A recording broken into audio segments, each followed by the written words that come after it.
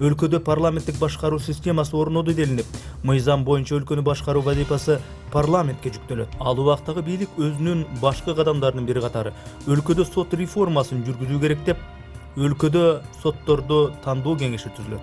Парламент буга активдүү катышып, Жогорку кеңештеги сот, укук маселелери жана мыйзамдуулук комитетинин башчысы депутат Садыр Жапаров да бул ишке бийлектүү киришип, соттор менен чогуу чараны иштеп, сот реформасын алдыга жылдыруу багытында ал жетектеген комитет 5 мыйзам жазып, ал долбоор парламенттин кароосунан өтүп, президент дагы кол коет. Сотторду тандоо кеңеши биринен сала бирин сотторду тандап, иш акырындык менен болсо да уланып жүрүп отурат.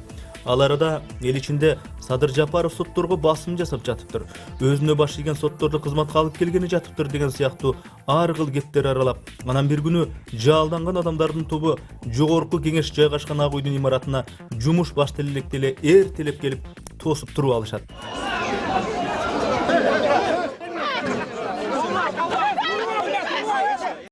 Атүгүл комитет жетекчиси Садыр Жапаровду ал ордунан алуу боюнча маселени добушка койдурушат. 2 рет добушка коюлуп, 2 жолу тең бул маселе колдоо таппайт.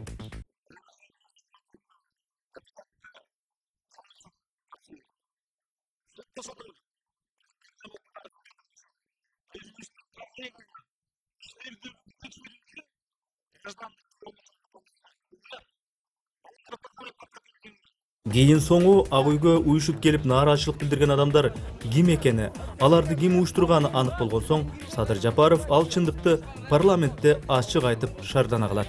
Кыргыз эли шибегени капка ката албайсың деп коет.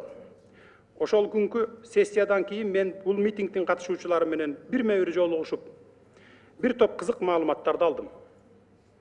Көрсө 6-7 апрелдеги окуялардын активдүү катышуучуларын таластан президенттик аппарат атайын чакыртышыптыр. Шылтоосу парламент ыңкылаптын катышуучуларынын жеңилдик бере турган статусун мыйзамдаштыргандан баш тартып, ал аз келгенсип экс-министр Бакыт Калиевди абактан бошотуу максатында сотторго кысым көрсөтүп жатыптырбыз. Мына ушундай жалган маалыматка алданып калышканын митингке келгендер айтып беришти. Элдин санын көбөйтүү үчүн Лев Толстой көчөсүндөгү эмгек биржасынан бир топ адамды, ага кошумча бюджет кызматкерлерин чыгарышкан. Таластан келген азаматтар кимдир бирөөлөр аларды арам саясий максатында пайдаланып жатышканын кеч түшүнүшүп, абдан нааразы болушту. Данияр Тербишалиев коллегабыз бул нааразылыкты жабуу максатында Дасмия ресторанында 70ке чукул кишиге сый тамак уюштуруп, ал жерде жеке өзү болгон. Чайдан кийин таластан келгендер кайра кеткенге жол кире талап кылышканда, Каптагаевдин тегерегиндеги балдар 4000 сомдон карматышкан. Жашырган эмне? Бул спектакль толук бойдон президенттик аппарат жетекчиси Эмилбек Каптагаев тарабынан түздөн түз уюштурулган. Муну далилдей турган күбөлөр, фактылар толук жетиштүү. Ырасында эле Жогорку кеңешке жаалданып киришип, Садыр Жапаровду кетсин дегендерди Ак үйдө отурган эле үлкөн кишилер уюштурганы, ошол акцияга чыгуу үчүн кимге канча доллар бергени, ким министр башы менен айрым депутаттарга бут тоскону, телефон сүйлөшүүлөрдө белгилүү болуп, ошол аудио Садыр Жапаровдун өзүнүн колуна тийип, чындык белгилүү болот. Ак үйгө жулунуп келгендердин арасында ким турганын, ал акция кандай негизде уюшканын төмөнкү аудиолордон баамдоо анчалык кыйын эмес. Алло. Алло, көкө кандай? Assalomu alaykum, yaxshi qanday? Birinchi yil soat 10da ballarni olib bordim, emeге keldilar. Ак үйдүн астында. Балдарды алып? Бармайт. Эмне болду? Митинг кылабыз. Кыскырабыз анан. Эмне боюнча? Садыр Жапаровду кетти. Садыр Жапаровду? Садыр Жапаров эмес, Соттор боюнча. Эмне туура эмес кылып атпы? Алло, Коңжубеке. Мо западный жакта толтура депутаттар турат, Турсунбеков тыюлар. Ошолорду киргизип неметип койбойсузбу? Азыр келем. Западныйда турат. Хорошо.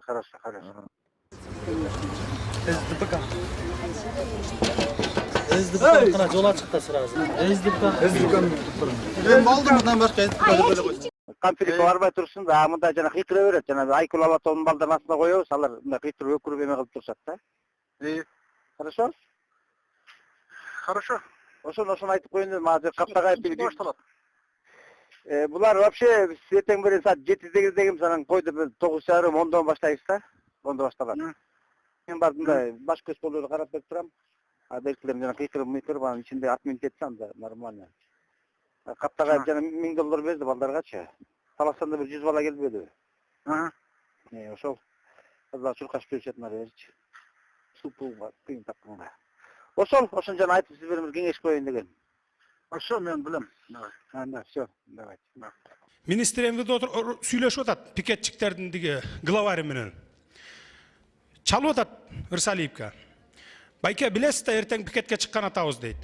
Канча бала чыгасыңар дейт. 1000ден ашык чыгабыз дейт. Каптагаев бизге $1000 берди дейт. Дагы жетпей атат, бираз тамак ашка чуркап балдар акча издеп жүрөт дейт. Билесизби? Ооба билем деп чыга бергиле деп атат. Чыкпагыла, мирный митинг уюштургула, же болбосо мамлекетте тынччылык орносун дегендин ордуна мына отурат министр. Эгерде укуңар келсе, мен сизге берип коеюн, же болбосо эртең сиз айтпадыңызбы, факты бар, эртең коюп беремин деп. Мен сизге берейин, мына эгерде мени калп айтып атат десеңер, угуп койгула. Мына ушундай министрлер отургандан бизде кантип стабилдүүлүк болот?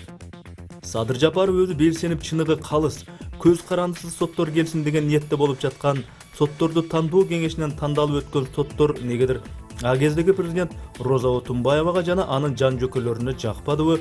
Айтор Агүйдө сотторду тандоо боюнча өзүнчө сынак белгиленип, соттор төрдө отурган Роза Отунбаева, Нарымбаев жана Эмил Каптагаевдердин сынагына катышып, ал соттордун жооп бергендери шылдын катары көрсөтүлүп, мамлекеттик телеканал аркылуу өзүнчө эле шоу болуп көрсөтүлөт.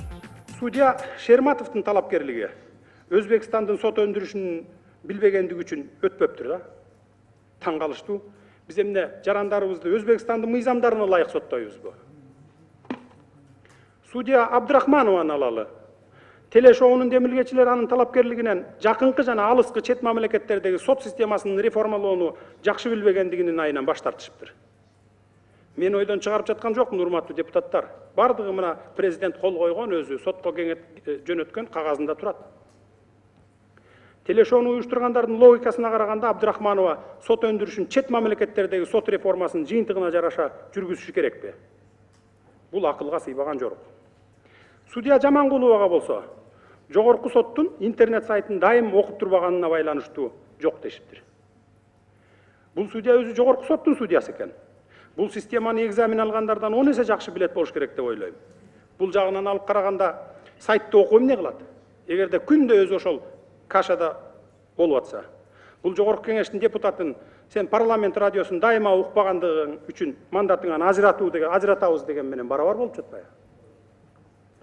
Судья Курманованын документтери эч себепсиз кайтарылган. Болгону Бишкек шаардык сотунда иштеши керектиги айтылыптыр. Бишкек шаардык сотуна барып иште дептир да. Качантан бери президенттик аппарат кимдин кай жерде иштеши керек экендигин чечип, сотторду тандоо кеңешинин милдетин аткарып калды эле. Же булар сот системасы жаатында жаңы мыйзамдардан кабардар эмеспи? Кызыгып болсо да көз жүгүртүп койгондон эриништиби? Дагы бир кызык мисалга көңүл бурсаңыздар.